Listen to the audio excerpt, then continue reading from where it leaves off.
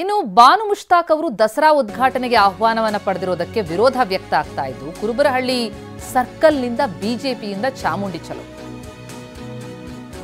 BJP ಶಾಸಕ ಶ್ರೀವತ್ಸ ಸ್ಥಳಕ್ಕಾಗಮಿಸಿದ್ರು, ಅವರನ್ನ ಪೊಲೀಸರು ವಶಕ್ಕೆ ಪಡೆದಿದ್ದಾರೆ.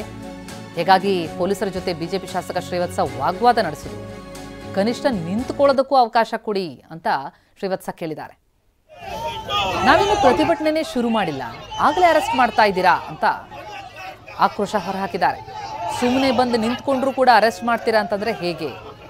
ಮೊದಲು ಏನು ಅಂತಲೂ ಕೇಳಬಾರ್ದಾ? ಏನ್ ನಿಮ್ ದಬ್ಬಾಳಿಕೆ ಅಂತ ಆಕ್ರೋಶ ಹೊರಹಾಕಿದ್ದಾರೆ.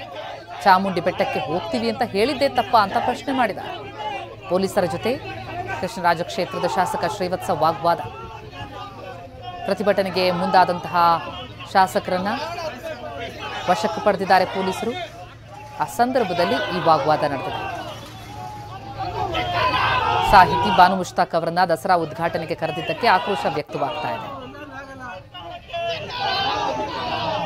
ಈ ಹಿಂದೆ ಕನ್ನಡಾಂಬೆ ಭುವನೇಶ್ವರಿಯನ್ನೇ ಒಪ್ಪಿಕೊಳ್ಳೋದಕ್ಕೆ ಸಿದ್ಧ ಇಲ್ಲದಂತಹ ಬಾನು ಮುಷ್ತಾಕ್ ಅವರನ್ನ ಹೇಗೆ ದಸರಾ ಉದ್ಘಾಟನೆಗೆ ಆಹ್ವಾನಿಸಿದ್ರಿ?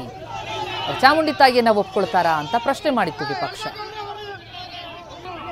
ಇದೇ ಹಿನ್ನೆಲೆಯಲ್ಲಿ ಚಾಮುಂಡಿ ಚಲೋ ಕಾರ್ಯಕ್ರಮವನ್ನು ಕೂಡ ಹಮ್ಮಿಕೊಂಡಿತ್ತು. ಇತ್ತ ದಲಿತ ಮಹಾಸಭಾ ಕಾರ್ಯಕ್ರಮಕ್ಕೂ ಕೂಡ ಬ್ರೇಕ್ ಬಿದ್ದಿದೆ.